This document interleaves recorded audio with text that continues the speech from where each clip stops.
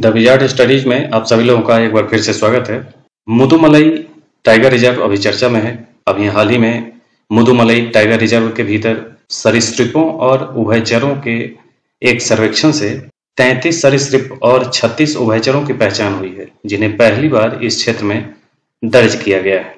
तो ये जैव विविधता की वजह से ये अभी हाल में चर्चा में है।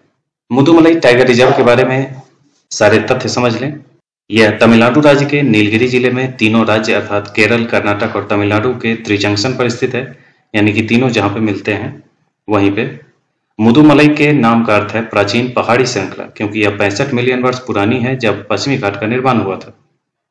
इसकी सीमा पश्चिम में वायनाड वन्यजीव अभयारण्य जो केरल में है और उत्तर में बांदीपुर टाइगर रिजर्व जो कर्नाटक में है उससे मिलती है। थेप्पाकाडु हाथी शिविर एक लोकप्रिय पर्यटक आकर्षण है। यहाँ उष्णकटिबंधीय सदाबहार वन, नम पर्णपाती वन, नम सागौन वन, शुष्क सागौन वन, द्वितीयक घास के मैदान और दलदल जैसे विभिन्न प्रकार के आवास पाए जाते हैं। यानी कि यहाँ जैव विविधता भरी हुई है बिल्कुल। कई प्रकार के वनस्पतियों की एक वन्यजीव एक अभयारण्य है ये, ढेर सारी वनस्पतियों की विविधता वाला। रिजर्व में लंबी घासें हैं जिन्हें आमतौर पर हाथी घास कहा जाता है। विशाल किस्म के बांस, सागौन, शीशम जैसे मूल्यवान लकड़ियों की प्रजातियां भी यहाँ मिलती हैं।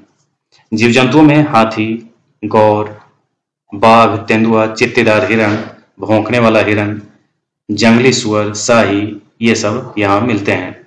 सर्वेक्षण से जो चीजें उभरी हैं उसमें उभयचरों की दो अत्यंत संकटग्रस्त प्रजातियां, माइक्रीकसालस एस्पेलुंका जिसे सामान्य तौर पर गुफा में नाचने वाला मेढक कहा जाता है, तथा निक्टीबैट्राचस इंद्रानेली जिसे इंद्रनील का रात्रिकालीन मेढक कहा जाता है, यहाँ पाई गई है। उभयचरों की अन्य लुप्तप्राय प्रजातियां जैसे कि स्थानिक स्टार आइस बुश मेढक, नीलगिरी बुश मेढक और नीलगिरी वार्ट मेढक भी यहाँ पाए जाते हैं।